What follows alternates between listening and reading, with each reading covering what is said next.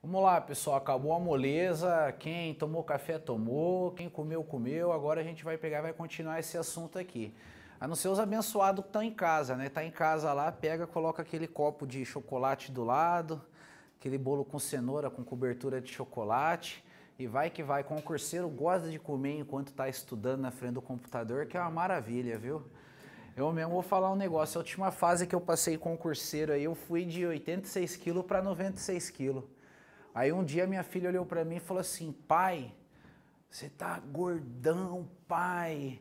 Eu falei, ô Bianca, é sério? Ela, sério, pai, você tá muito gordo. Aí eu peguei uma foto que tem lá em casa, lá que eu tô pegando ela no colo, tava com os braços bem fortes. Eu falei, olha como que o pai já foi. Ela já foi, pai, é passado. Eu fiquei magoado, rapaz. Naquela hora eu peguei e falei, ó, pai vai na academia. Saí, fui na academia lá, me matriculei novamente. Porque estudar em casa é complicado.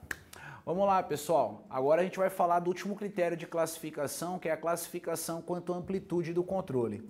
A gente vai anotar uma definição também. Essa classificação é facinha. Coloca assim. Essa classificação leva em consideração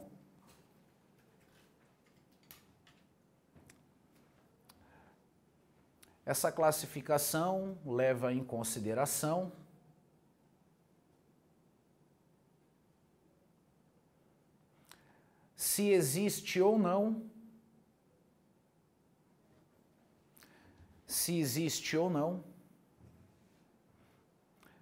relação de hierarquia e subordinação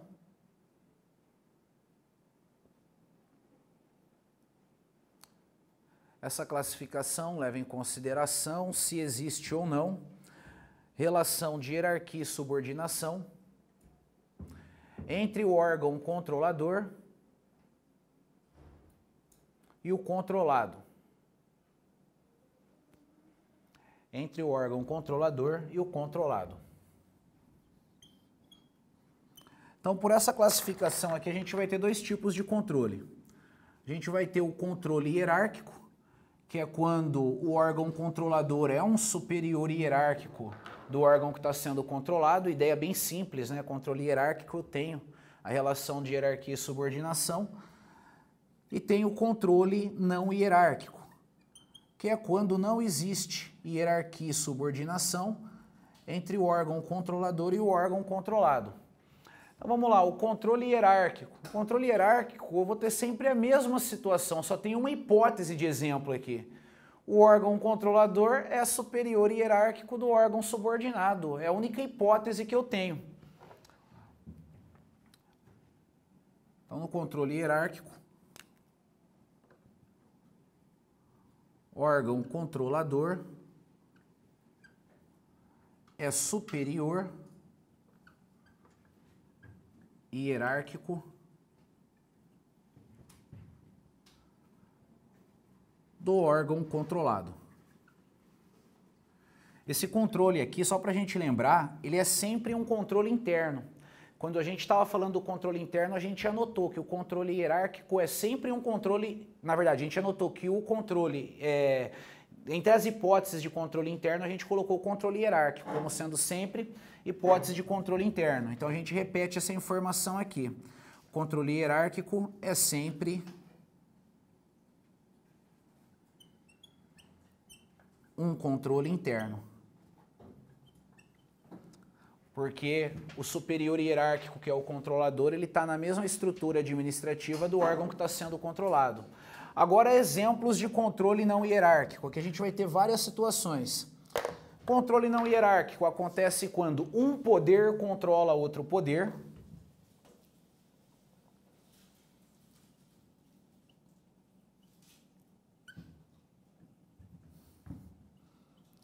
Um poder controla outro poder.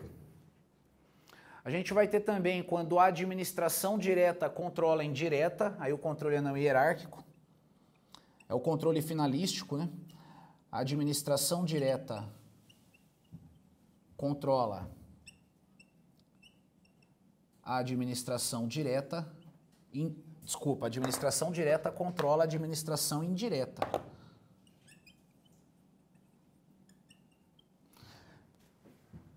A A gente vai ter também aí como hipótese de controle não hierárquico, quando o órgão controlador não é superior do órgão controlado, isso dentro do controle interno ainda, um exemplo são as controladorias e as corregedorias. Órgão controlador não é superior ao órgão controlado.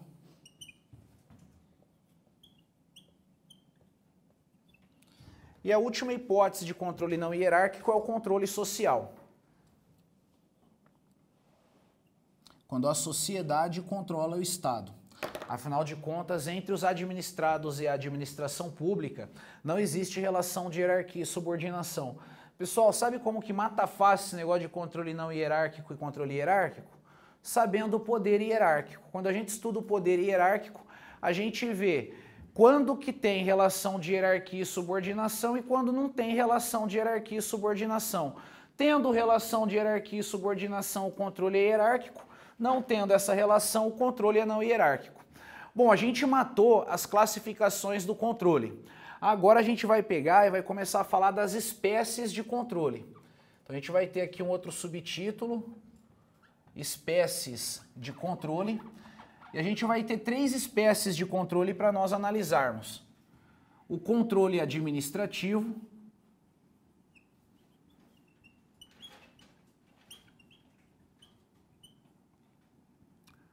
o controle judicial e o controle legislativo. Então são as 3 espécies de controle que a gente tem. Resumindo, o que a gente vai ter que saber dessas espécies de controle? A gente tem que saber quem que realiza o controle e quem que é o controlado. E a gente tem que saber aquelas classificações que a gente acabou de estudar, como que elas vão se encaixar aqui. Por exemplo, o controle administrativo é controle interno e externo. O controle administrativo, quanto ao aspecto, ele pode analisar legalidade, mérito, pode analisar os dois. No controle administrativo, eu preciso saber se esse controle é hierárquico ou não hierárquico. Então a gente vai encaixar aquelas classificações que a gente acabou de estudar dentro de cada uma dessas espécies de controle para a gente entender elas melhor. Isso aí vai ser bem fácil. Detalhe, controle administrativo e controle judicial é o que mais cai em prova para nós aí. Controle legislativo cai pouco. Para a área policial eles não focam muito nisso aí não. Quando cai são questões bem básicas. Agora controle administrativo e judicial já vem mais pesado um pouco. Então para facilitar a nossa vida, eu vou fazer igual a gente fez na anulação e na revogação.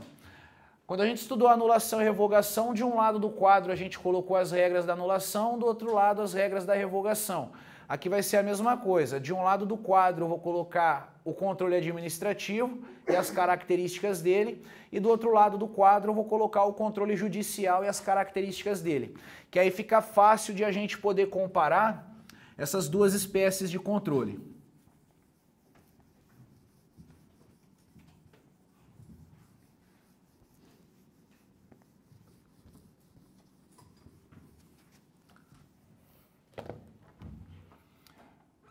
Então vamos começar aqui, controle administrativo. A primeira informação que interessa é quem realiza o controle administrativo. Quem é que realiza esse controle? Quem? Administração pública. Tá certo, é errado falar que o controle administrativo é o controle feito exclusivamente pelo Poder Executivo. Não é assim que funciona, não. Apesar de o Poder Executivo ser o poder que tem a função típica de administrar, o controle administrativo não é exercido só por ele. Então a gente vai colocar que esse controle é realizado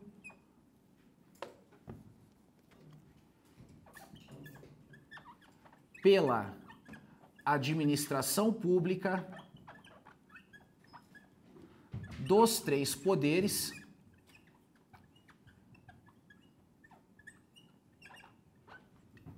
sobre os seus próprios atos.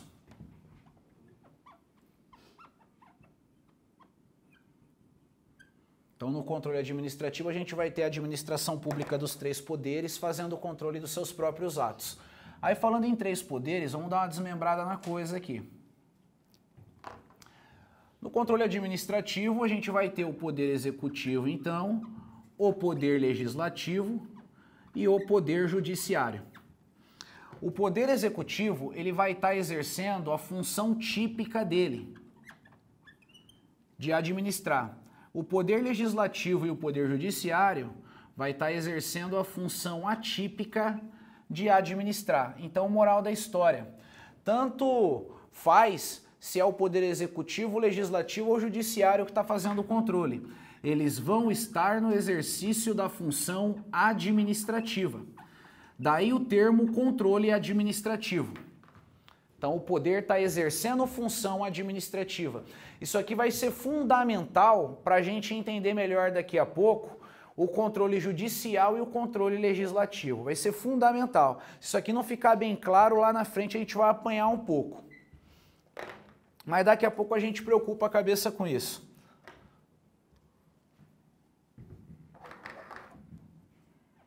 Bom, com base no que está marcado aqui, acho que eu nem preciso fazer mais nenhuma anotação quanto a esse sentido, né? O controle administrativo decorre do exercício da atividade administrativa. Certo. Está aqui, controle administrativo, função administrativa. O controle administrativo, ele é sempre um controle interno. Porque a gente vai ter o órgão controlador e o órgão controlado fazendo parte da mesma estrutura administrativa. Então, por exemplo, dentro do Poder Judiciário, uma autoridade administrativa praticou um ato administrativo. Esse ato vai ser controlado dentro do próprio Poder Judiciário por uma outra autoridade administrativa ou às vezes até pela mesma autoridade administrativa que praticou o ato. A questão é, quem realizou o ato e quem controlou esse ato está exercendo função administrativa. Ah, professor, mas está dentro do Poder Judiciário. Beleza, mas está na função administrativa. Quanto ao momento do controle, esse controle pode acontecer a qualquer momento. Aqui não tem restrição, não. O controle pode ser prévio, pode ser concomitante, pode ser posterior. Vai depender do ato que está sendo controlado, vai depender do contexto ali. Continuando, quanto ao aspecto controlado, esse controle pode ser de legalidade e de mérito. Pode ser de legalidade e de mérito. Lembra que quando a gente estava estudando revogação, eu comentei que o Poder Judiciário não pode revogar ato administrativo? Só que a gente colocou uma observação. Se o ato for dele mesmo, ele pode revogar. Em regra não pode, mas só quando o ato é dele mesmo, aí ele pode. Quando o judiciário revoga um ato dele mesmo, ele não está fazendo o controle judicial, ele está fazendo o controle administrativo. Poder Judiciário na função administrativa controlando um ato administrativo. Nessa situação, o Poder Judiciário pode analisar a legalidade do ato, ele pode analisar o mérito do ato. O ato é dele mesmo, tanto é que na definição a gente tem aqui, o controle é feito sobre os seus próprios atos. A entidade da administração pública está controlando os seus próprios atos. Então fica aqui a explicação. Imagina a seguinte questão. No exercício da função jurisdicional, o Poder Judiciário pode revogar seus próprios atos, certo ou errado? Errado, função jurisdicional não. No exercício da função jurisdicional, o Poder Judiciário só faz controle de legalidade. Agora, no exercício da função administrativa, o Poder Judiciário pode revogar seus próprios atos? Pode, porque ele faz controle de mérito. Daqui a pouco a gente vai comparar isso com a regra do controle judicial, aí vai ficar mais clara a coisa. Quanto à amplitude do controle, esse controle pode ser hierárquico ou não hierárquico. Vai depender de existir relação de hierarquia e subordinação ou não entre o órgão controlador e o controlado.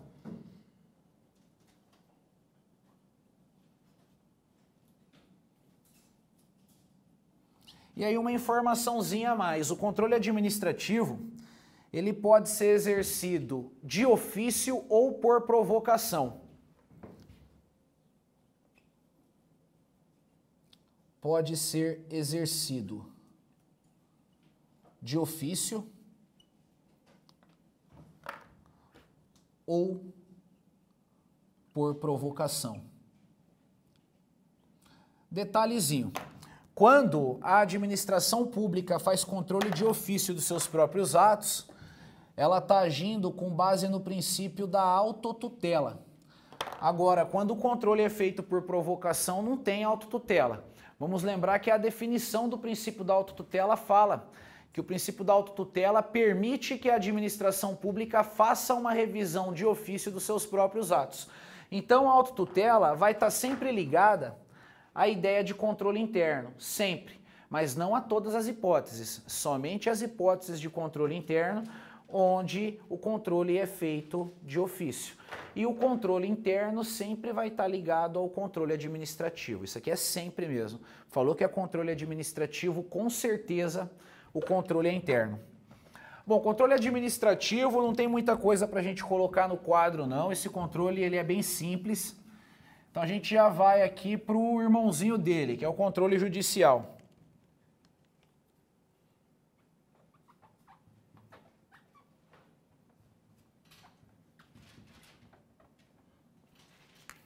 A gente vai seguir a mesma estrutura. Sendo assim, o controle judicial é realizado pelo Poder Judiciário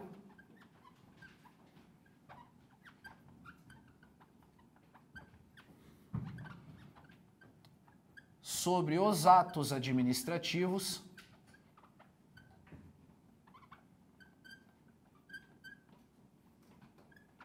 da administração pública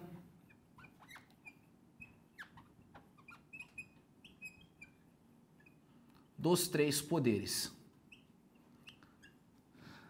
Então vamos lá, detalhe, aqui o Poder Judiciário, ele não está na função atípica dele de administrar. Aqui o Judiciário está na função típica dele. Ele está na função jurisdicional, ele está no papel de órgão julgador. Função jurisdicional. Nessa situação, o Poder Judiciário ele pode controlar ato administrativo praticado por qualquer um dos três poderes. O ato pode ser dele mesmo, pode ser do Legislativo, pode ser do Executivo. Aí tem aquelas questões de prova clássicas que mandam assim: somente a hipótese de controle judicial quando o Judiciário controla os atos do Executivo. Errado. Mesmo o Judiciário controlando os seus próprios atos ou do Legislativo, a gente vai ter um controle judicial. Agora vamos lá, é aqui que mora o perigo. O controle judicial é sempre um controle externo, sempre. Pô, qual que é o perigo que eu não entendi? Se você não entendeu, é porque ou você entendeu muito bem a matéria, aí eu fico feliz, maravilha, ou então porque faltou alguma informação aí. Olha só, se o Judiciário controla um ato dele mesmo, e ele está no exercício da função jurisdicional, o controle é externo, não é interno. E tem muita gente que pode pensar que é interno, porque a gente falou que no controle interno, a administração pública dos três poderes controla seus próprios atos. Mas aqui, pessoal, a gente tem que pensar assim, o Poder Judiciário, ele não está no papel de administração, ele está no papel de Poder Judiciário. Um exemplo para a coisa ficar mais clara. Imagina que você passou num concurso aí para trabalhar em algum tribunal federal qualquer como técnico da área de segurança. Maravilha, pode aposentar no mundo do concurso já, vai ganhar um salarião só para ficar escoltando o juiz. Detalhe, vai andar de carro blindado, na PF não tem não, na maioria das viaturas da PF não é não. Ali vai andar de carro blindado, vai ter armamento pesado, vai meter aquele embuste, vai ficar levando os juízes para o fórum, para tudo quanto é fórum aí, enquanto o juiz está resolvendo as tretas dele, para lá, vai dar um chaveco na secretária do não sei o que, pá, vai brilhar pra caramba esse cara aí. Aí beleza, um belo dia, em decorrência de uma cagada feita no exercício da função, esse cara é mandado embora, ele é demitido pela administração pública do próprio Poder Judiciário. A demissão dele foi por meio de um PAD, Processo Administrativo Disciplinar. e esse cara não concorda com a demissão. Ele entende que a demissão dele é ilegal. Aí ele recorre da demissão perante a própria administração que demitiu ele. Ele recorre e perde o recurso. Ele pode, esse cara, entrar com uma ação judicial contra o tribunal por ter mandado ele embora. Ele vai processar o Poder Judiciário porque mandou ele embora, porque ele entende que a demissão é ilegal. Nessa hora, o processo vai ser distribuído para algum juiz. E esse juiz vai analisar essa demissão ilegal não como administrador público, ele vai analisar como juiz. Aqui a gente vai ter um conflito entre servidor público, ou melhor, ex-servidor público, e a administração pública do Poder Judiciário. E quem vai estar para intermediar esse conflito é um juiz de direito, no papel de juiz. Nesse caso, controle externo, Poder Judiciário, na função jurisdicional dele, controlando um ato praticado pela administração pública do próprio Poder Judiciário. Deu para captar a mensagem? Captou essa mensagem, entendeu a regra mais cabulosa do assunto controle da administração pública. É aqui que morava o perigo, passou por isso aí, já era. Por isso que eu falei no começo, quando a gente estava falando de controle interno e externo, e refalo agora, que é errado a gente dizer que quando o controle acontece dentro do mesmo poder, o controle é interno. Não é essa associação que eu tenho que fazer. No controle interno eu tenho que ter o controlador e o controlado na mesma estrutura administrativa. Juiz de direito, o cara está lá para fazer função de juiz. Ele é membro da administração? Não. Tanto é que quando a gente vai estudar os agentes públicos, o juiz de direito ele se enquadra como agente político e não como agente administrativo. Então, se ele está nesse papel de juiz, controle externo no controle judicial. Quanto ao momento do controle, aqui a gente vai ter uma regra e uma exceção. Momento. Em regra, esse controle judicial é um controle posterior. Controle feito depois que o ato da administração foi praticado. Excepcionalmente, esse controle pode acontecer a qualquer momento.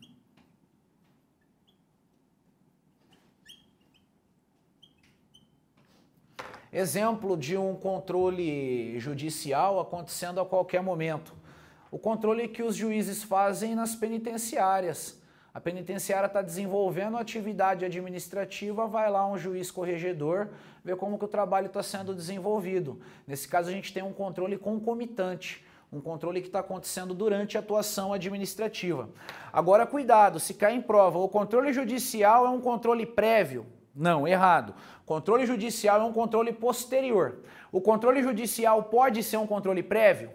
Pode. Ele pode, mas em regra ele não é. Quanto ao aspecto que vai ser controlado, o controle judicial analisa somente a legalidade do ato.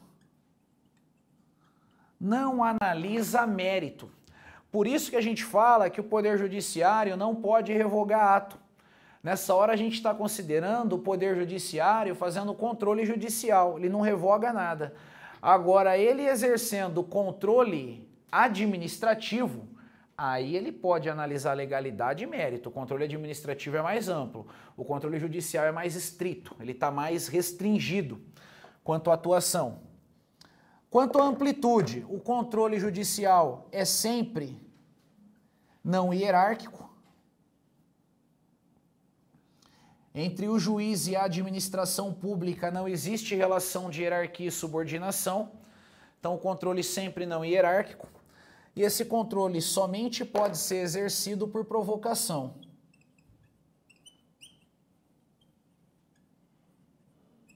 Somente pode ser exercido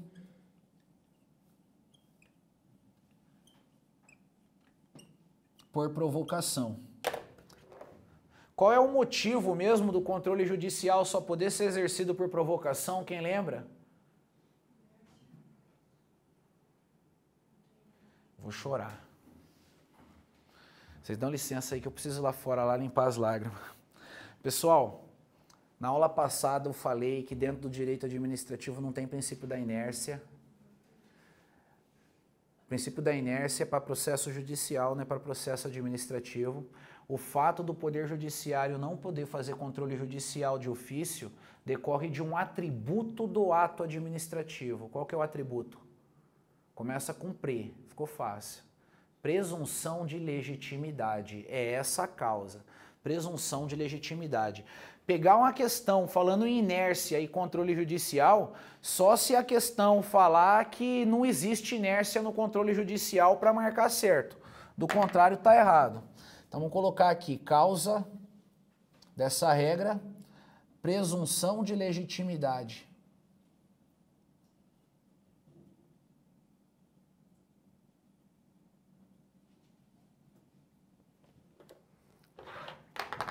Agora, olha só, tá fácil de comparar, não tá um com o outro?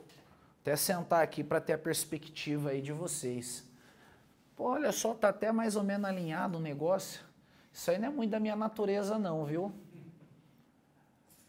Mas, pô, tá bem facinho de comparar os dois, de entender a diferença de um pro outro. Não tem muito segredo aí, não. Agora, vamos lá. Isso aqui é um assunto que cai bastante em prova. Quanto tempo leva para uma pessoa tentar memorizar isso aqui? Meio que na decoreba mesmo, e na decoreba. Considerando que dá para comparar os elementos, isso facilita a memorização, eu falo para vocês aí, eu conseguiria ler, se estivesse no meu caderno, em 10 minutos, pelo menos umas 10 vezes. Na primeira vez eu ia levar uns 2 minutos, na segunda 1 minuto e meio, na terceira 1 minuto e 15, na quarta 1 minuto, na quinta 45 segundos e na nona vez mais ou menos eu ia só fazer assim, ó, pá, já era, tá comparado, o olho enxergou tudo. Isso aqui, pessoal, a gente tem que treinar, é tranquilo fazer isso que eu tô falando para vocês, é só a gente estar disposto a revisar a matéria em casa sem preguiça. A ver a gente falar, tem que ler um negócio 10 vezes aí para ter uma noção mais ou menos. Aí o concurseiro, pô, mas tem que ler 10 vezes? Então entendi bem mais ou menos mesmo, bem por baixo a coisa. Tem que ler um monte, pessoal. Eu já comentei na turma aí várias vezes que eu teve um momento da minha vida que eu optei por tentar decorar o artigo 5º da Constituição Federal. Eu não fiquei só no 5º não, eu decorei na época do preâmbulo até o artigo 12 mais ou menos, decorei bastante coisa. Como que eu fazia isso aí? Sem preguiça, na época ainda a gente trabalhava junto, Deco, só que era plantão diferente. Eu tinha que ir lá para PEC, lá ficar a noite inteira naquele lugar sem fazer nada, eu pegava 4 incisos por dia. 4 incisos por dia, aí ficava para um lado e para o outro. A casa é asilo inviolável do indivíduo, ninguém nela podendo adentrar sem consentimento do morador, salvo em caso de flagrante delito, desastre para prestar socorro por ordem escrita e fundamentada à autoridade judiciária competente durante o dia. E repetia aquilo de novo, ia para a próxima regra. Vocês conheceram o Ivanzinho? Um monte aqui conheceram o Ivan, estudou um tempo com a gente para o DEPEN. O Ivan fazia chamada oral comigo, eu falava, Ivan, escolhe o inciso, qualquer inciso. Ele falava o número do inciso, eu repetia para ele a regra. Agora vamos lá, foi da noite para o dia? Não, trabalhava 12 por 36. Eu só fazia isso quando eu era meu plantão, em casa eu não mexia com isso. E a cada plantão eu pegava a média de 4 a 5 incisos por dia. Teve alguns incisos que deram muito trabalho, então teve dia que eu fiquei com 2 incisos só. Mas depois de 1 mês e pouco tentando, estava tudo decoradinho. Hoje eu não tenho mais tudo isso decorado na minha cabeça porque eu parei de treinar. Só que olha que legal, se eu quiser redecorar isso novamente, é uma semana. Já fiz isso uma vez no passado, então dá para fazer. Pessoal, isso aí eu falo para vocês para acabar essa ideia de que, primeiro, tem muita gente que pensa que quem decora não aprende. Meu, se for verdade, foda-se que não aprende. A questão tá lá montada com base na redação da Constituição. Se não tiver de acordo com o que você decorou, tá errado. Você não aprendeu, mas você sabe julgar se tá certo, se tá errado. Outra coisa, eu acredito que o contato com a regra leva, sim, ao entendimento da regra. Num primeiro momento, você fica repetindo um monte de palavra que não tem significado nenhum, mas chega um momento que brilha o negócio, daquele estralo, você entendeu a regra toda. E não é só ler, lei, decorar a lei. Fora isso, tem a doutrina. Vocês não têm lá, no monta o caderno com o professor de constitucional, não tem uma apostila explicando as regras? Une as coisas, vamos unir tudo isso. Que é assim que passa em concurso, pessoal. Não gosto, daquela ideia que para passar no concurso tem que ficar 2 anos estudando, tem que ficar 1 ano e meio. É de cada um, é da vontade de cada um, é de como cada um vai pegar e vai encarar esse jogo aí. Tem gente que tem talento, o Neymar precisou de 10 anos jogando bola para ser o Neymar. Não acredito que ele com 1 ano com a bola no pé, ele já mostrava que ele era diferenciado para aquilo. Mas tem gente que treina muito e é tão bom quanto. Então, treinar, pessoal, com vontade. Quero ver vocês aprovados, pô, já falei já, eu quero me dar bem ainda nas costas de vocês. Olha só, agora eu vou pegar e vou fazer um negócio assim, vou mostrar meu lado vagabundo, que até agora eu falei do meu lado trabalhador. Agora eu vou mostrar o lado vagabundo. Eu vou aproveitar o que está escrito aqui para economizar. Controle legislativo agora.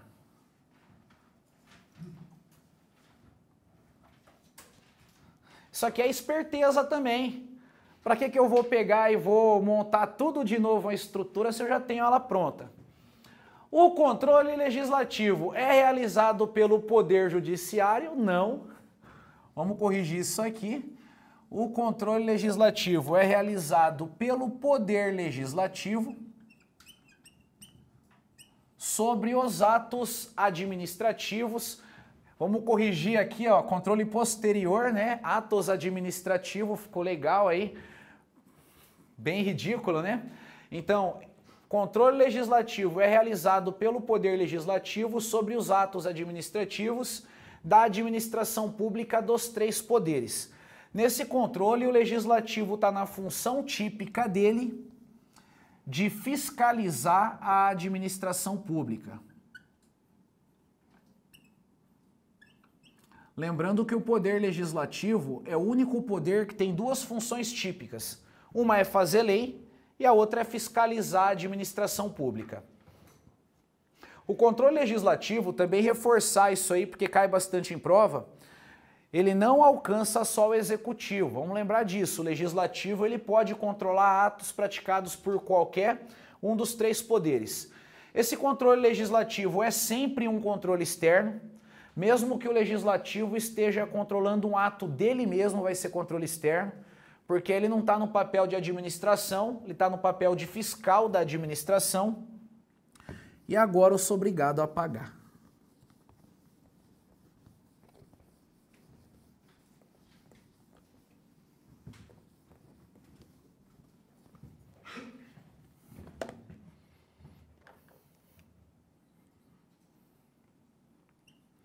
Momento. Aqui eu não vou ser muito objetivo, não. Momento depende das hipóteses de controle. Então a gente tem que conhecer algumas hipóteses de controle para a gente avaliar se naquela hipótese o controle é prévio, é concomitante ou posterior. Considerando essa ideia, ele pode acontecer a qualquer momento, mas cada caso é um caso. Então é bacana a gente conhecer as hipóteses de controle. Isso a gente vai fazer daqui a pouco, não é agora não. Antes de mostrar quais são as hipóteses de controle, tem uma regra a respeito dessas hipóteses aqui que é muito importante. As hipóteses de controle legislativo somente podem ser criadas na Constituição Federal. Uma lei ordinária, uma lei complementar não pode inventar uma hipótese de controle legislativo, porque quem cria essas hipóteses é a Constituição Federal. Então, moral da história, se a Constituição já está pronta, desde 1988, como que faz para criar uma hipótese nova de controle legislativo? Emenda a Constituição, é a única situação. Então, hipóteses de controle são somente as descritas na Constituição Federal. Isso vale para a Câmara dos Deputados, para o Senado Federal, para o Congresso, para o Tribunal de Contas. Não pode criar uma competência nova de controle para um Tribunal de Contas se ela não tiver se não for por meio de emenda constitucional.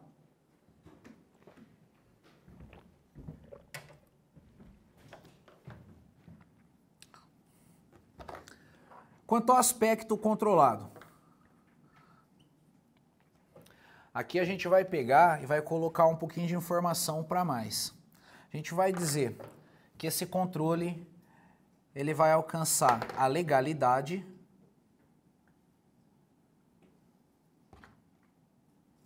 a legitimidade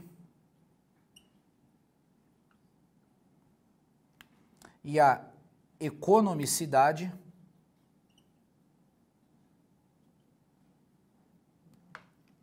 legalidade, legitimidade e economicidade dos atos.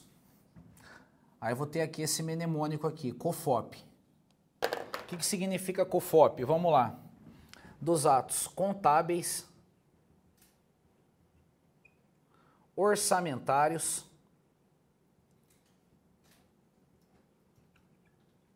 financeiros,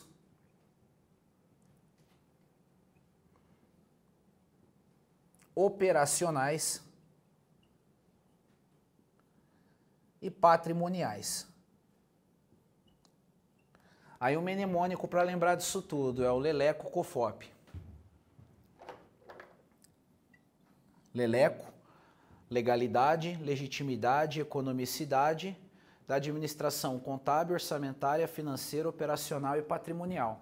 Então esse controle legislativo ele tem um alcance bem amplo, ele não vai analisar só ato administrativo, ele vai analisar as finanças públicas, é um controle voltado para a área financeira.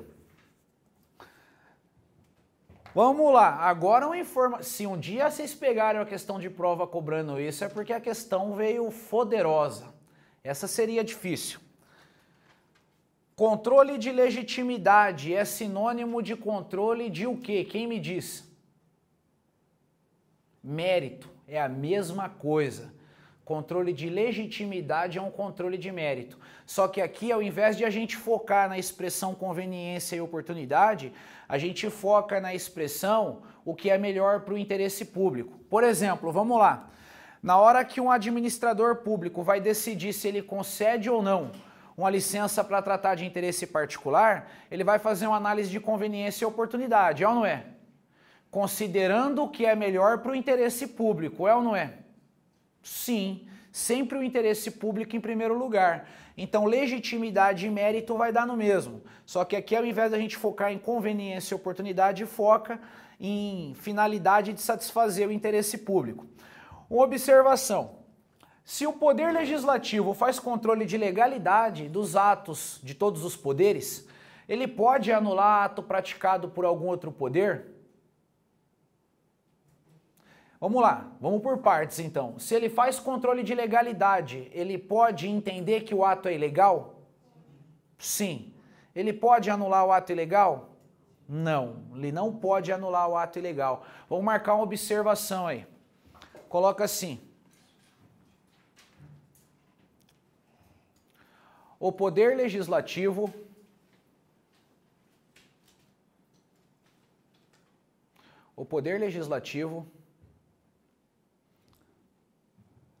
quando no controle de legalidade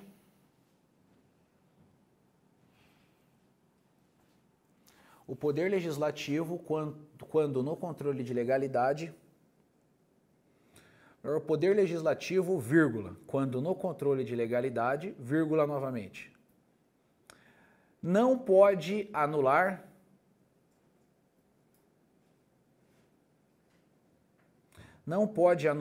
atos administrativos.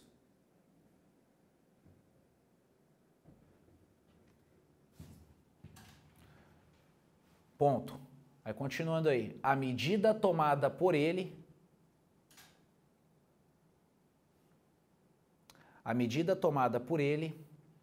é a sustação do ato ilegal.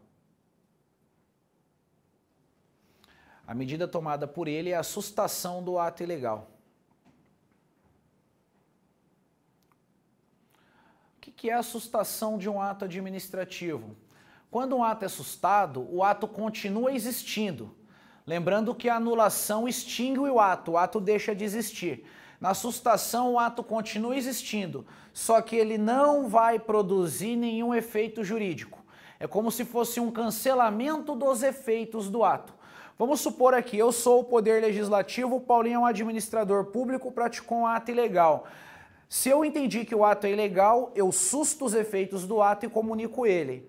Falo, ó, administrador, você praticou o ato tal, aquele ato é ilegal, eu cancelei os efeitos daquele ato e agora você pega e anula ele. Aí o tribunal dá recomendação, o tribunal, a casa legislativa que fez o controle, dá recomendação para o administrador, anula aquele ato. Não é o próprio legislativo que vai anular. Se controle de legitimidade é o mesmo que mérito, a administração, ou melhor, o poder legislativo pode entender que um determinado ato não é conveniente e oportuno, certo? Certo. E pode revogar esse ato? Também não. Vamos marcar uma observação quanto a isso. Coloca assim, o poder legislativo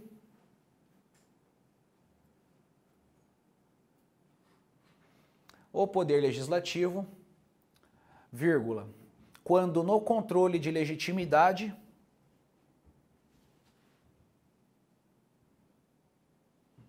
o poder legislativo, quando no controle de legitimidade, vírgula,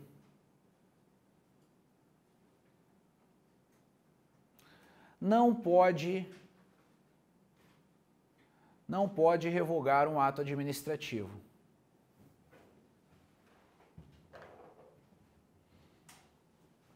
Não pode revogar um ato administrativo.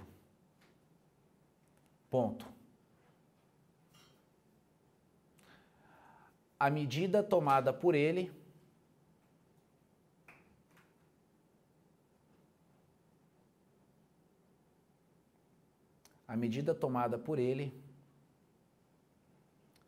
é a extinção dos efeitos do ato. É a mesma coisa, ele sempre vai extinguir o efeito do ato, só que nesse caso é errado falar que ele susta. Ele susta quando é ilegal. Aí ele só vai extinguir os efeitos do ato. Ainda dentro dessa ideia de aspecto do controle legislativo, a gente pode dividir o controle legislativo em dois grupos. O controle legislativo pode ser um controle político, que vai verificar tudo isso aqui, legalidade, legitimidade e economicidade dos atos contábeis, orçamentários, financeiros, operacionais e patrimoniais. O controle político é bem fácil de a gente identificar. O controle político é o controle feito pelos políticos. O político, ele não está muito preocupado com as regras técnicas que a administração tem que cumprir. Os políticos, eles estão mais preocupados em defender as ideologias deles. Um exemplo disso a gente teve aí no processo de impeachment da Dilma. Vamos lá. O processo começou na Câmara dos Deputados. Era um brigueiro, né? Direita de um lado, esquerda do outro. Dentre 513 deputados federais, teve muita mudança de posicionamento de político? Político que entendia que tinha que ter impeachment, mudar de opinião, entender que não tinha e vice-versa? Teve muita mudança? Eu não vi quase nenhuma. Quem era mega direita continuou mega direita, querendo a cabeça da presidente. Quem era mega esquerda continuou mega esquerda, querendo a absolvição da presidente. Independentemente das provas que eram apresentadas, parece que ninguém mudava de opinião, foi coisa rara. Aí foi para o Senado, 81 senadores. Se eu não estou enganado, de 81, 3 mudaram de opinião, de quando começou o processo no Senado até o fim deles. Então, pô, a galera já estava com a sentença pronta, isso é fato. Cada um sabia como ia votar, independentemente de qualquer processo. Porque o político, ele está preocupado em defender uma ideologia política. Além do controle político, tem o controle técnico, controle que é feito pelos tribunais de contas. O Tribunal de Contas, ele não está muito preocupado com ideologia política, não. Ele está preocupado com as regras. Por exemplo, se o assunto é contabilidade, tem que ver se a contabilidade pública está de acordo com o Manual de Contabilidade aplicado ao setor público, um livro chamado MCASP. Se o assunto é despesa pública, tem que ver se está sendo cumpridas as regras da administração orçamentária e financeira. Então, a preocupação do Tribunal de Contas é o cumprimento das regras, independentemente de ideologia política. Continuando aí, vamos passar para cá agora, mas seguindo a mesma estrutura. Quanto à amplitude do controle, tá mamão com açúcar. Esse controle é sempre um controle, o quê? Eu acredito em vocês. Não hierárquico, isso mesmo. Então, o controle legislativo é um controle não hierárquico.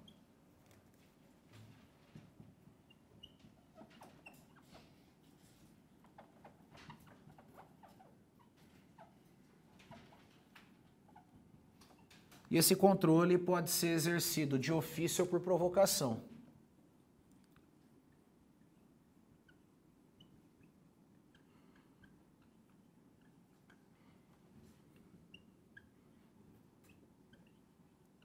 Detalhe, aqui não tem autotutela, viu? Nada a ver com autotutela aqui.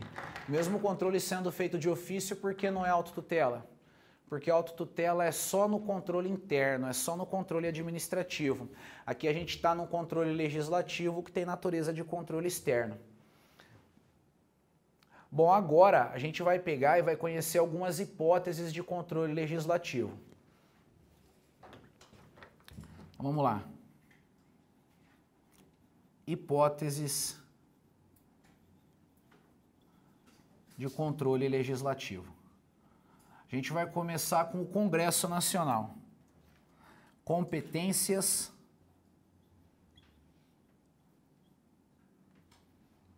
do Congresso Nacional. Coloca aí, primeira competência do Congresso. Aí a regrinha é meio decoreba mesmo, viu? Primeira competência do Congresso, julgar as contas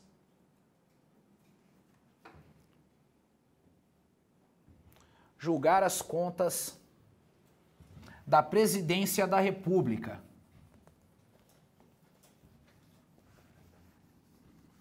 Julgar as contas da Presidência da República. Aí coloca na frente, entre parênteses, contas de governo.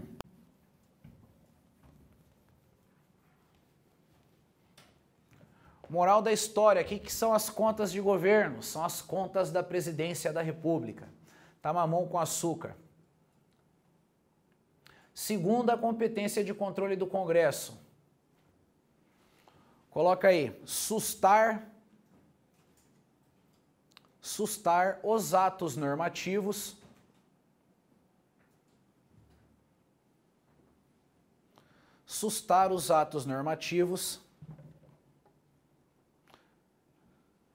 que exorbitem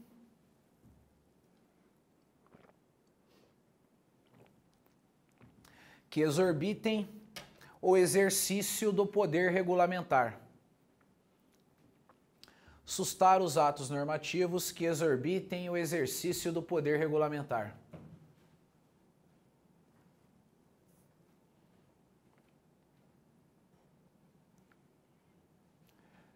Terceira e última hipótese de controle. Fiscalizar a administração direta e indireta dos três poderes. Fiscalizar a administração direta e indireta dos três poderes.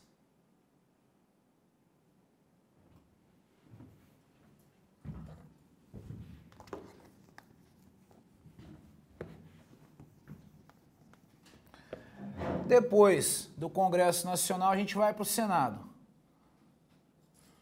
Competências do Senado Federal. Primeira, julgar a Presidência da República,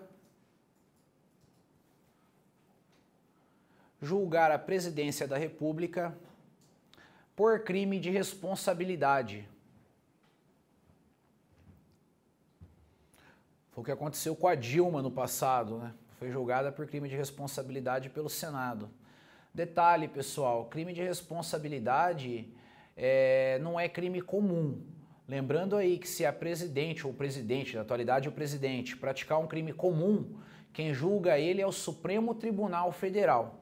E crime de responsabilidade, quem julga é o Senado Federal. essa é a regrinha que mais é explorada pelas bancas em questão cobrando competência para julgar crimes praticados pela presidência.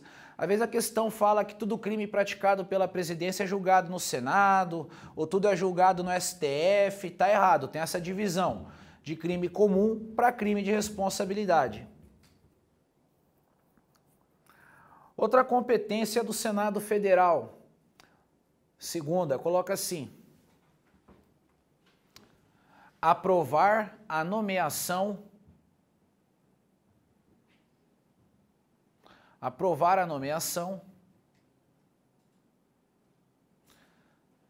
para o provimento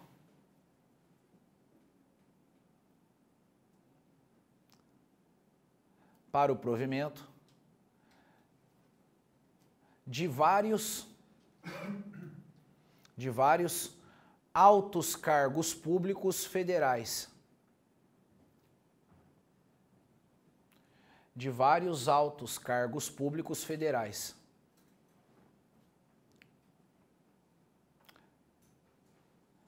Essa regra, ela está anotada aí por vocês de forma bem simplória, né? Quais são os altos cargos públicos federais que, para a pessoa assumir esse cargo, tem que ter uma autorização do Senado Federal. Isso não está registrado aí. Mas assim, antes de falar de quais são esses cargos, eu quero mostrar como que eu interpreto essa regra, como que eu penso. Se para entrar em algum cargo, qualquer, não interessa qual é o cargo, e se para entrar naquele cargo precisa de autorização de alguma casa legislativa, a única casa competente para dar esse tipo de autorização é o Senado. Então, ponto.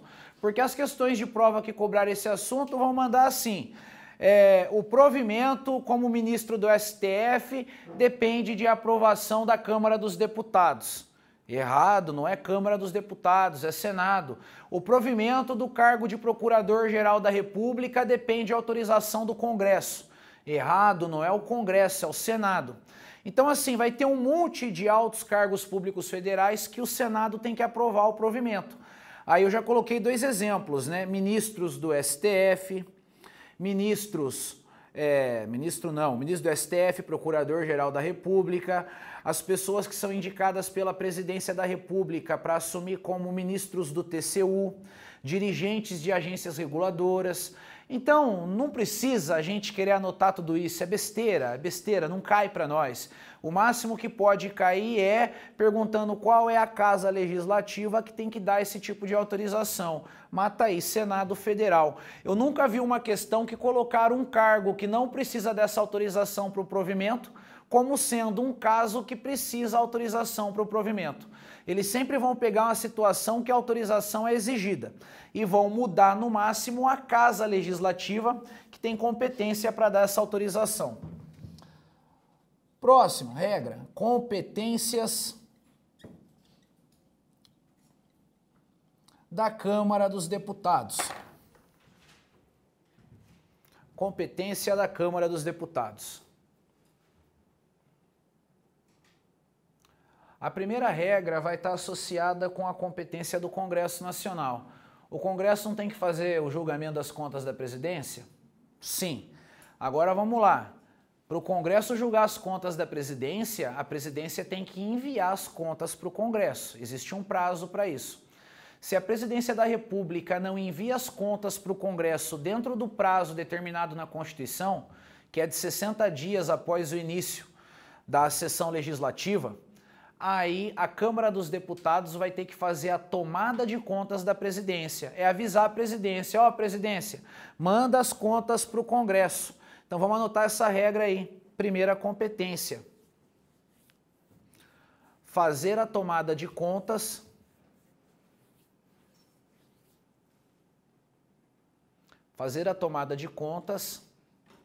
da Presidência da República,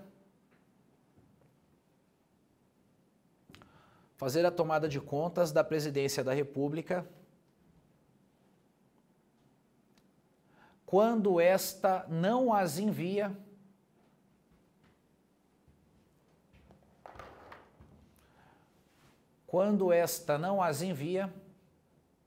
ao Congresso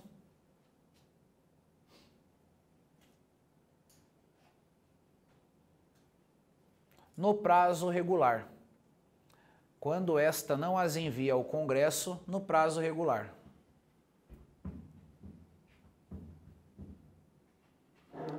A outra competência de controle da Câmara dos Deputados está associada a uma competência de controle do Senado. O Senado faz o julgamento da presidência por crime de responsabilidade, certo?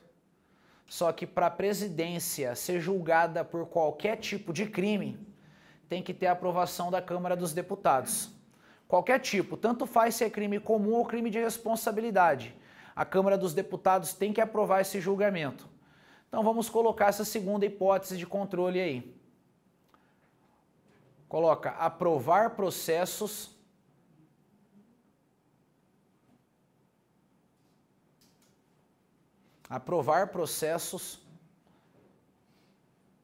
entre parênteses,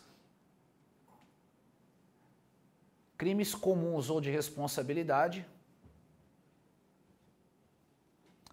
aprovar processos, entre parênteses, crimes comuns ou de responsabilidade,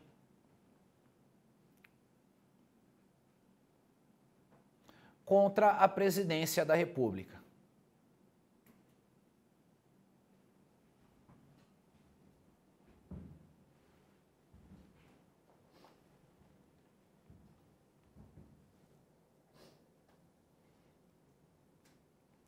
Qual é o quórum exigido para aprovação desse tipo de processo aí? 3/5? Acho que não, hein? 2/3. Sabe como que lembra isso aí? Eu vou passar um macete. Pensa assim, quando a decisão que vai ser tomada é muito fodarástica, a decisão mais foda de um poder atacando o mais foda de outro poder, a gente tem que ter o quórum mega qualificado. Aí entra o quórum de 2/3 aí. É assim o critério que eu adoto, sabe? Por exemplo, eu faço a comparação com as leis. Para aprovar uma lei ordinária, maioria comum. Porque a lei ordinária é a lei do dia a dia, a lei ordinária. Para aprovar uma lei complementar, a gente tem que ter uma maioria absoluta, né? Metade mais um ali. Para aprovar um processo contra a presidência, pô, a gente está falando aí de processar o presidente da República. A gente vai ter que ter o quórum mais fodão na coisa aí. Aí vai entrar aí os 2/3 na situação. E aí a gente vai ter na última situação aqui a competência de controle do TCU. Aqui a gente vai colocar só 2 competências e é o suficiente. Competências do TCU. Primeiro caso.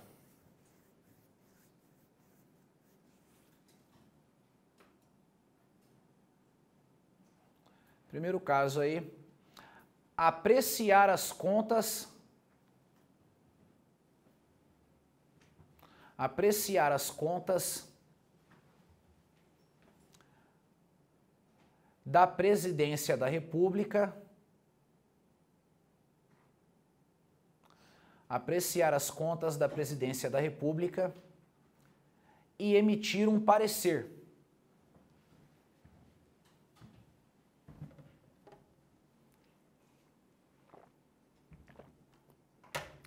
Vamos analisar essa regra, essa daí merece um pouquinho de atenção. Olha só, questão clássica de cair em prova de controle. Compete ao TCU julgar as contas da Presidência da República. Tá errado. Quem julga as contas da Presidência é o Congresso Nacional. Só que antes do Congresso Nacional fazer esse julgamento, as contas da Presidência vai para o TCU, aí o TCU analisa essas contas com base nas regras técnicas e ele faz um parecer, dizendo se ele aprova ou se ele rejeita as contas da presidência. Esse parecer do TCU não é julgamento de nada, é só a opinião do TCU relativa à administração financeira feita pela Presidência da República. Esse parecer do TCU é encaminhado ao Congresso Nacional. Aí os membros do Congresso, eles vão ter em mãos o parecer do TCU, mas as demonstrações contábeis da presidência, e eles é que vão julgar ela. Moral da história, o Congresso Nacional pode pegar e rasgar o parecer do TCU. Ele não precisa acatar o que o TCU colocou. Inclusive, o Brasil ele tem uma tradição muito grande, muitos e muitos anos, desde quando a Constituição de 88 foi escrita. O TCU julga as contas da presidência e rejeita. Aí o Congresso vai lá e aprova. É tradicional isso aí, porque cumprir a regra mesmo conforme estabelecida pela lei é difícil pra caramba, e o Tribunal de Contas vai verificar isso aí. Então cuidado, o Tribunal de Contas não julga a conta da presidência, ele só faz uma análise prévia e emite um parecer com a opinião dele. E quem vai julgar é o Congresso Nacional. Agora vamos lá, segunda competência do TCU.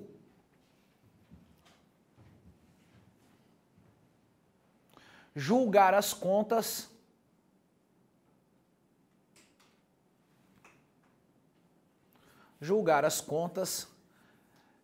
de qualquer pessoa,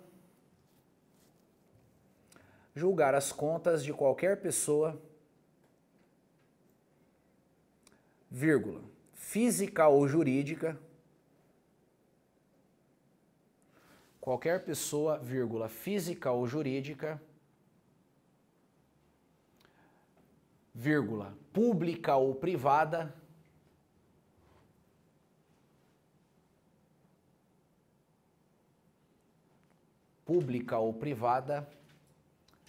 vírgula novamente aí, nacional ou internacional,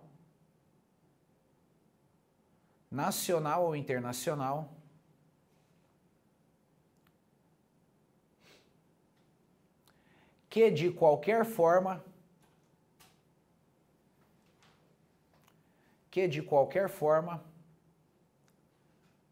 manipule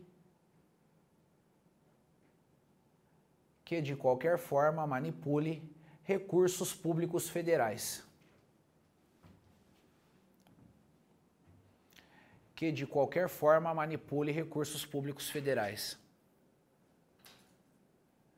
Aí na frente, coloca entre parênteses, contas de gestão.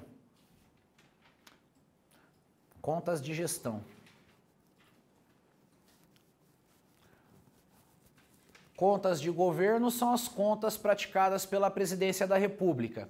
Essa quem julga é o Congresso Nacional. Contas de gestão são as contas dos demais administradores de recursos públicos federais. Aí quem vai julgar é o TCU. Então, moral da história, o TCU julga quem administra recurso público?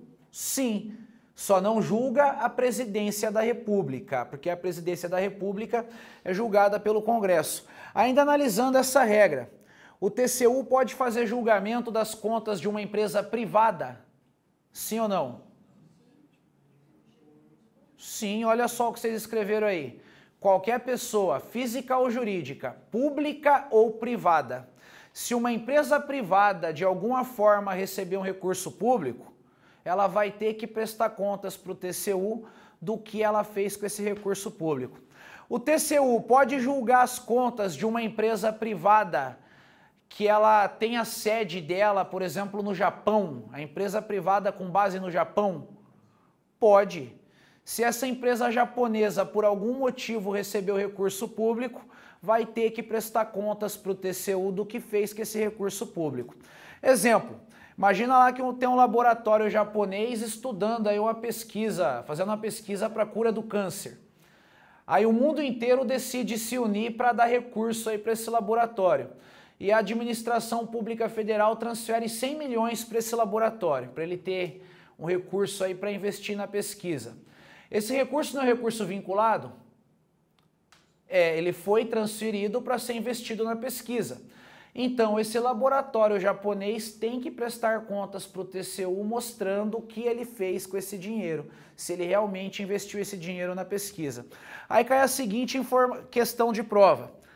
A jurisdição do TCU abrange somente o território nacional, certo ou errado? Errado, a jurisdição dele não tem território. O que regula a jurisdição do TCU é isso aqui, ó. Recurso federal. Na onde o recurso federal for, o TCU vai estar fiscalizando. Se surgir alienígena qualquer hora dessa por aí e eles receberem recurso público federal vão ter que prestar contas para o TCU do que estão fazendo com esse dinheiro aí. Pessoal, esse assunto gostoso, o controle da administração pública, acabou. Maravilha, né? Que assunto legal. Agora, a gente vai entrar num assuntozinho que é baba. A gente vai só começar, porque pelo tempo aí, tem mais 10 minutos, no máximo, para desenvolver conteúdo. Depois a gente tem exercício para fazer. A gente vai falar de responsabilidade civil do Estado.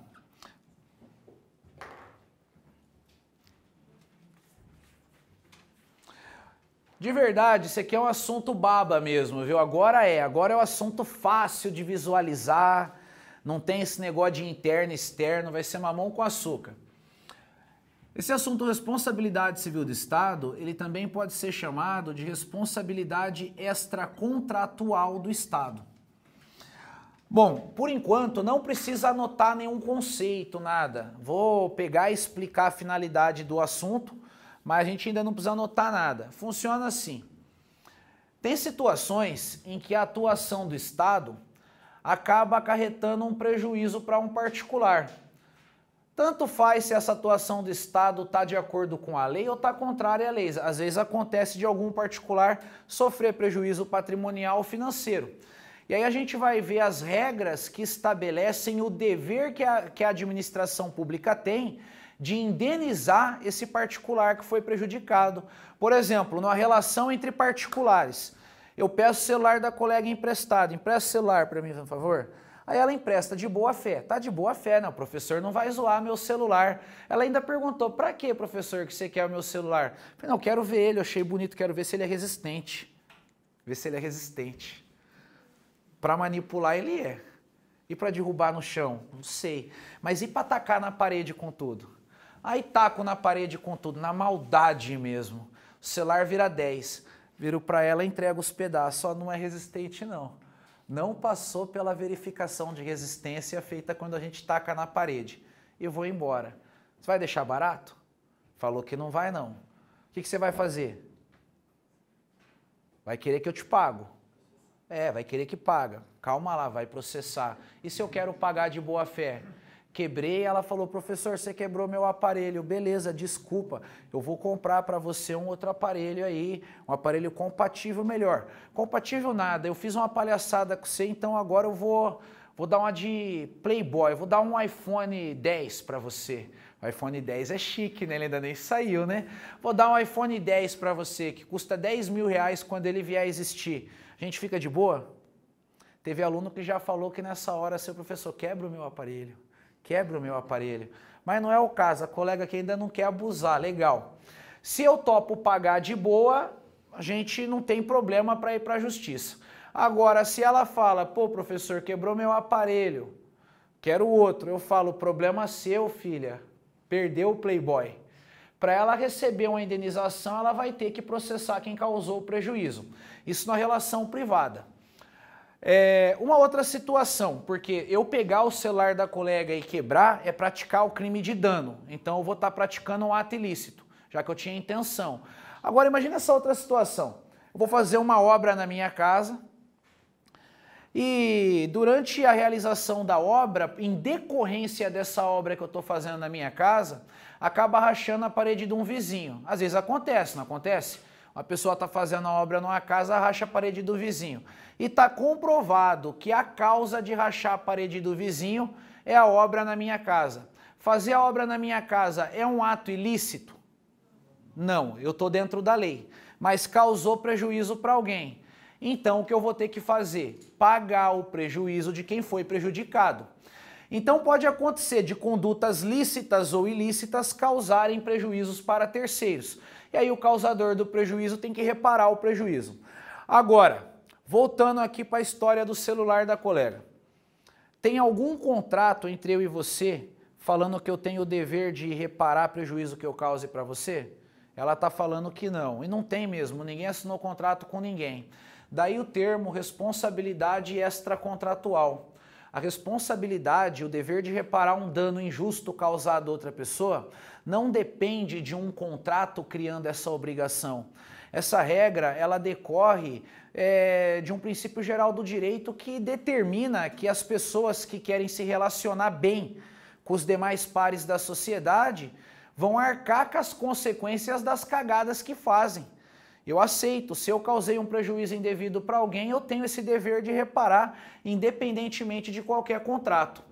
Bom, visto isso aí, a gente vai fazer uma introdução sobre o assunto, só que nessa introdução a gente não vai falar do Estado. A gente vai continuar falando do que a gente estava falando, que é a responsabilidade civil entre particulares.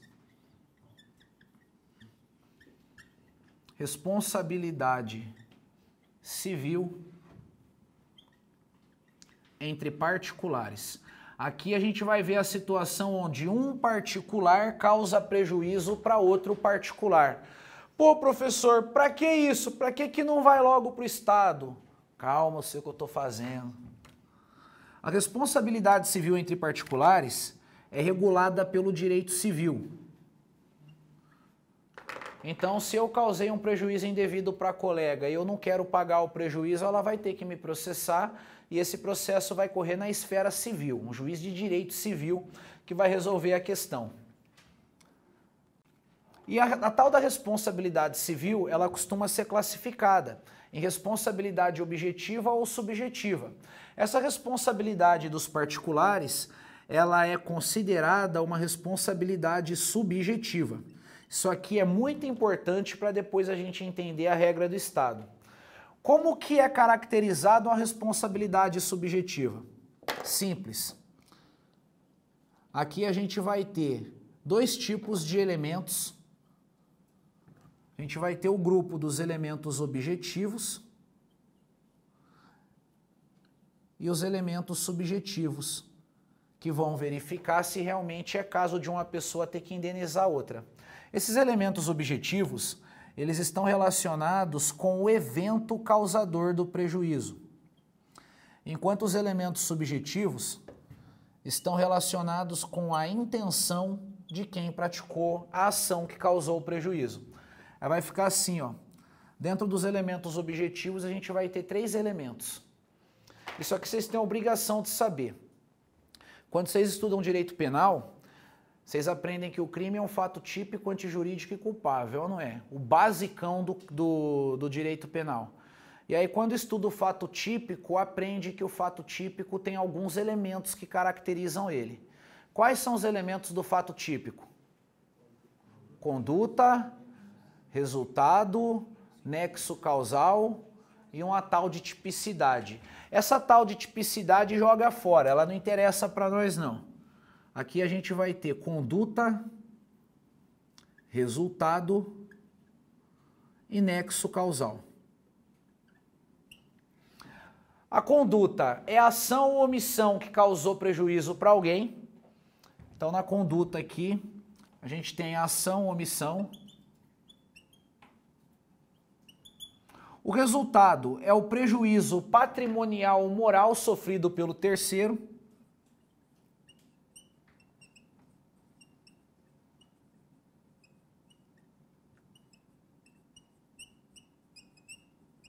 E o nexo causal vai trazer a ideia de causa e consequência. A consequência é o prejuízo sofrido pelo terceiro. A causa é a ação ou omissão de alguém. Alguém praticou uma conduta que causou prejuízo para alguém. Se, por exemplo, a pessoa que praticou a conduta causadora do prejuízo não tivesse praticado a conduta, ninguém teria sofrido prejuízo. Então, o prejuízo ele é uma consequência lógica da conduta. Voltando para o celular da colega, se eu nem chego a pegar emprestado, ele vai quebrar sendo esborrachado na parede? Por ação minha, não. Eu nem emprestei, eu não encostei no celular dela. Então a gente vê que a ação de um é que vai levar ao prejuízo do outro. Aqui a gente tem o evento. Qual que é o evento? Uma pessoa praticou uma ação ou omissão, causou prejuízo para outra. Tranquilo. Aí, além desses elementos objetivos, a gente vai ter elementos subjetivos, que estão relacionados com a intenção do sujeito que praticou a conduta. Aí vamos lembrar que a palavra subjetivo, ela deriva da palavra sujeito. Então aqui eu quero saber qual era a intenção de quem praticou a conduta. Quem praticou a conduta pode ter agido com intenção de causar o prejuízo, aí a pessoa agiu com dolo. Às vezes quem praticou a conduta não tinha a intenção de causar o prejuízo, mas ela foi negligente, imprudente ou agiu com imperícia, e aí a gente vai ter a culpa. A pessoa não quer causar o prejuízo, mas acaba acontecendo. Dá pra gente trazer alguns esqueminhas do direito penal para cá, pra gente se dar bem na história. Por exemplo, no dolo, a gente tem a questão do dolo indireto, né? Quando tem o dolo indireto, o professor fala o tal do foda-se, né? A pessoa aceita que a conduta dela pode causar prejuízo para alguém, dá o foda-se. E na culpa a pessoa, ela não dá o foda-se, ela acredita que vai dar tudo certo, mas algo dá errado no meio do caminho. Aí aparece o ih, fudeu. Lembraram dessa? A gente vai ter essa situação aqui. Então tem caso que a pessoa não tem intenção de causar prejuízo, mas ainda acaba causando. E aí vai ter que indenizar o prejudicado ali. Quem causa o prejuízo tem que indenizar o prejudicado. Pessoal, essa aqui é a base da responsabilidade civil entre particulares. Só que para nós o que mais interessa é a responsabilidade civil do Estado. Então na próxima aula a gente volta vendo as regras do Estado, mas agora já com a base um pouquinho melhor. Vocês vão anotar no caderno o subtópico da próxima aula.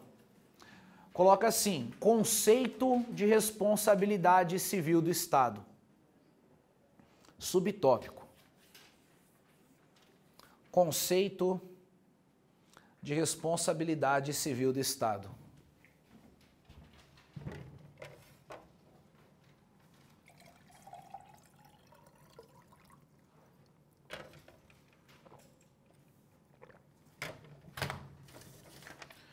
Pô, tem uma listinha aqui sem vergonha de 10 exercícios de controle da administração pública. Vamos lá, é para gabaritar. Se não gabaritar é porque ou vocês dormiram ou eu dormi, alguém dormiu. Exercício 1. Uma ação ou omissão que submetida a controle administrativo quanto à legalidade seja considerada correta, não poderá ser submetida a nenhuma outra medida de controle administrativo. Certo ou errado? Errado. Pode passar de novo por controle de legalidade, pode passar por controle de mérito, depois de ter sido aprovado no controle de legalidade, então tá errado. O fato de ter sido aprovado em um controle não exclui a possibilidade de fazer outros controles naquele mesmo ato. Questão 2. O controle judicial pode incidir sobre atividades administrativas realizadas em todos os poderes do Estado. E aí? Certo, controle judicial. É o poder judiciário na função típica jurisdicional dele, controlando a legalidade dos atos administrativos de todos os 3 poderes. 3. O controle administrativo interno é cabível apenas em relação a atividades de natureza administrativa, mesmo quando exercido no âmbito dos poderes legislativo e judiciário. Certo, controle administrativo, ele vai envolver somente atividades de natureza administrativa e ele acontece dentro dos 3 poderes quando eles estão no exercício da atividade administrativa. Questão 4. Na administração pública, uma forma de controle é o sistema de freios e contrapesos, cuja principal característica é a divisão e a independência dos poderes da União. Apesar de eu não ter falado do assunto, eu acredito que a aula de constitucional dá subsídio para vocês acertar isso aqui facinho. Sistema de freios e contrapesos trata da relação de independência que existe entre os poderes legislativo, executivo e judiciário. Sendo assim, está certa a questão. Questão 5. O controle interno, instituído pela Constituição Federal de 88, foi mais um instrumento para a garantia da legalidade das ações nos órgãos e nas entidades da administração pública federal. Certo, com certeza. Funciona assim, na prática, como que o controle é desenvolvido dentro da ideia de controle interno e externo. Primeiro, o ato, ele é controlado dentro do próprio órgão, a gente já tem o controle interno. Às vezes esse ato pode ir para a controladoria vai fazer controle interno daquele mesmo ato. Ela vai emitir um parecer, e aí ela pega esse ato que ela controlou e fez o parecer e manda para o TCU, para fazer o controle externo. Então, realmente, o controle interno ele é mais uma ferramenta, né, para verificar a legalidade da atuação administrativa, dentre várias ferramentas que já existiam antes da Constituição de 88. Questão 6. O órgão de controle administrativo que decidir pelo cancelamento de ato válido, em virtude de considerações de natureza administrativa, deverá realizá-lo por meio de ato de anulação. Errado. Se o ato é válido, tem que revogar ele, não anular ele. Anula quando o ato é inválido. Questão 7. O controle exercido sobre as entidades da administração indireta é de caráter essencialmente finalístico, pois elas não estão sujeitas à subordinação hierárquica, embora tenham de se enquadrar nas políticas governamentais e atuar em consonância com as disposições de seus estatutos. Certo, o controle finalístico é um controle não hierárquico que vai verificar se a entidade da administração indireta está cumprindo com a sua finalidade. E a finalidade dela é definida no estatuto que institui a entidade da administração indireta. 8. A função fiscalizatória exercida pelos tribunais de contas dos estados constitui uma expressão de controle do poder legislativo sobre os atos da administração pública. Certo, Tribunal de Contas é órgão de controle legislativo, sim. Apesar do nome tribunal, que naturalmente, né, a gente associa a poder judiciário, Tribunal de Contas não tem nada a ver com o poder judiciário. 9. Exercerá controle do tipo legislativo determinada casa legislativa que anular ato executado por uma de suas unidades gestoras. Por que que está errado?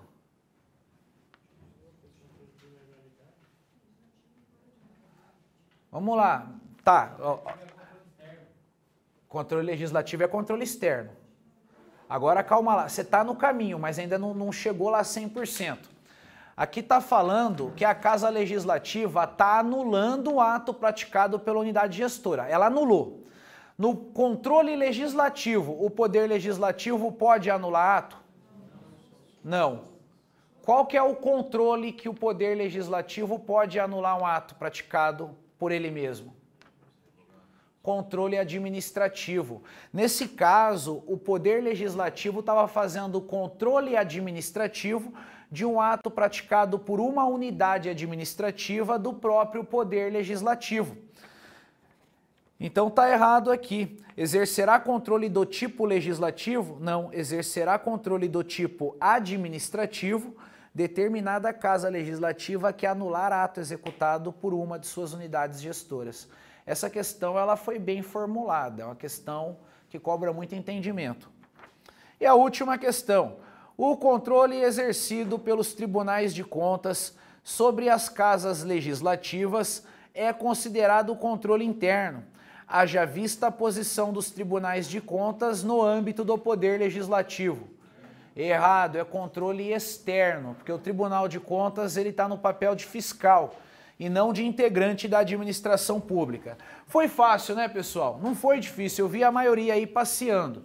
É assim que eu gosto. Então, na aula que vem a gente termina aí responsabilidade civil do Estado, aguardo vocês, quero ver essa sala aqui bombar, um monte de gente dentro dela, a galera que anda vendo de casa aí, vem pra cá, pô, trocar energia com nós. Boa noite para todo mundo e bom descanso, pessoal. Precisando, a gente tá aí.